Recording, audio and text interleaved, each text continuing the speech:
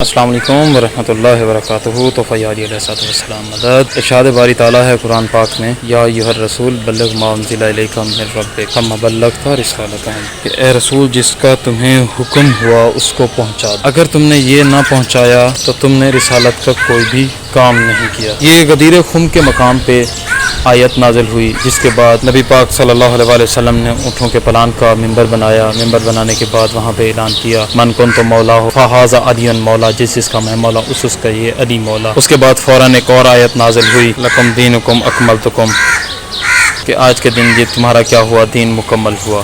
یعنی کہ علی کے بغیر دین مکمل نہیں تھا، اعلان ولایت کے بغیر دین مکمل نہیں تھا۔ اسی اعلان ولایت کی تبلیغ کرتے ہوئے سادات نے کافی قربانیاں دی، جس میں کربلا کی قربانی ہے۔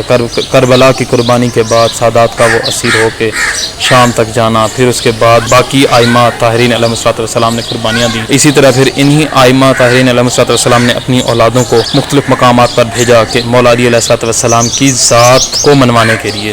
انہی ہستیوں میں سے امام جعفر صادق علیہ السلام کی آل میں سے شاہ شمس سرکار ہیں۔ شاہ شمس سرکار کے جو کہ ملتان میں ہیں، شاہ شمس سرکار کے پھر بیٹے ہیں، پھر ان کے پوتے ہیں، پھر ان کے پوتے ہیں صدر الدین سرکار۔ صدر الدین سرکار ایک ایسی ہستی ہیں جنہوں نے بر صغیر پاک و ہند میں پہلا فقہ جعفریہ کا مدرسہ قائم کیا، اور یہ مدرسہ انہوں نے اچ شریف میں قائم کیا۔ سرکار کے 5 بیٹے تھے، حسن کبیر الدین، سید تاج الدین، سید ظہیر الدین، سید صلاح الدین۔ تو ان سارے بیٹوں کو بھی آگے کی طرف پھیلا دیا، ان کو بھی آگے کی طرف ہجرت کرنے کا حکم دیا کہ ذکر علی کو آگے پھیلاؤ۔ سرکار نے جو پہلا مدرسے کا قیام کیا اچ شریف میں، اس کے بعد وہ مدرسہ سید حسن کبیر الدین سرکار کے حوالے کیا، اور ان کو کہا کہ اس ذکر علی کو اور علوم محمد وآل محمد علیہ السلام کو آگے پھیلاتے رہو۔ اس کے بعد پھر اپنے جو دوسرے بیٹے تھے سید تاج الدین سرکار، سید تاج الدین سرکار کو اہم معاملہ دے کے سندھ کی طرف روانہ کیا۔ وہ اہم معاملہ یہ تھا کہ شہباز قلندر سرکار، جن کا تاریخ نام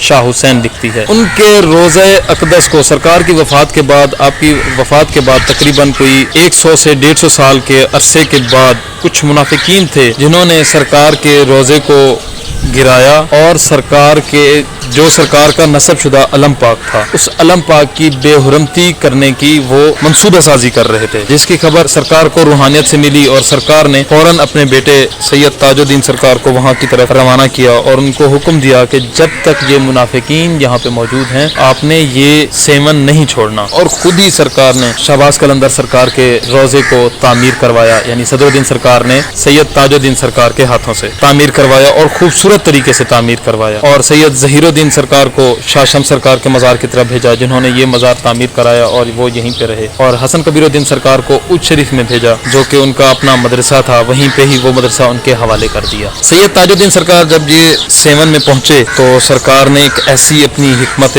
عملی اپنائی، اور ایک دانائی کے حساب سے کسی قسم کی کوئی لڑائی جھگڑا بھی نہیں ہوا، اور سرکار کے روزے کو بھی طریقے سے تعمیر کرتے گئے۔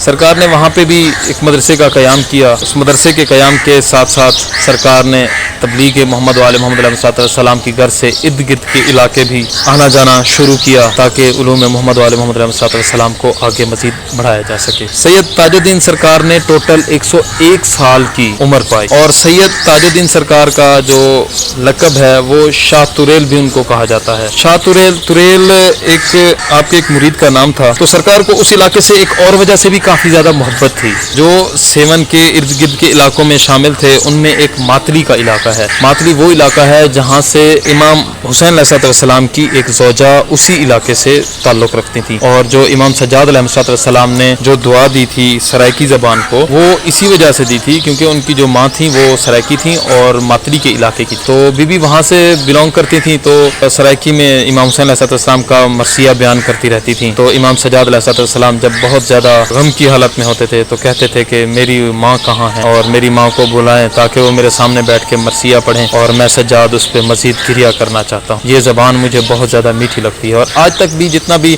امام صلی اللہ علیہ وسلم کا مصائب پڑھا جاتا ہے سرائکی زبان میں بہت زیادہ پسند کیا جاتا ہے۔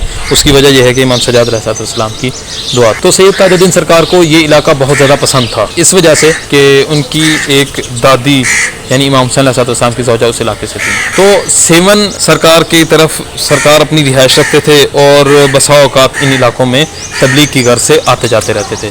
اور جب سرکار کا آخری وقت آیا تو سرکار یہیں جو موجودہ علاقہ اچھ ہے، ٹنڈو باغو اور تلہار کے بیچ میں ایک علاقہ ہے اچھ، لاڑ اچھ بھی اس کو کہتے ہیں اور اچھ بھی اس کو کہتے ہیں. تو وہاں پہ سرکار موجود تھے تبلیغ کی غرض سے، اور سرکار کا وہ آخری ٹائم آیا اور سرکار اس دنیا سے پردہ فرما گئے. اور آج بھی سرکار کا مزار وہیں پہ اچھ میں موجود ہے.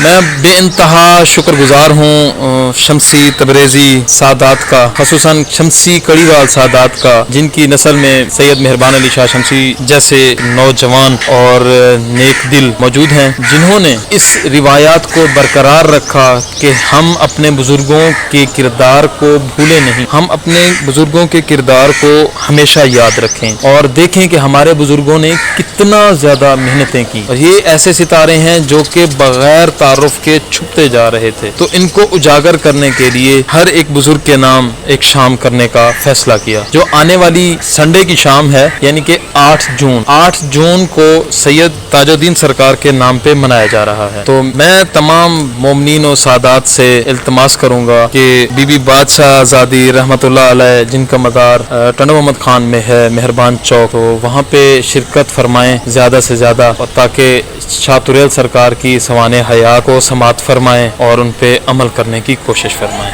السلام علیکم ورحمۃ اللہ وبرکاتہ. ہاں تو شاہ توریل بادشاہ ہو، تو شاہ توریل، تو شاہ توریل بادشاہ اولاد صدر دی.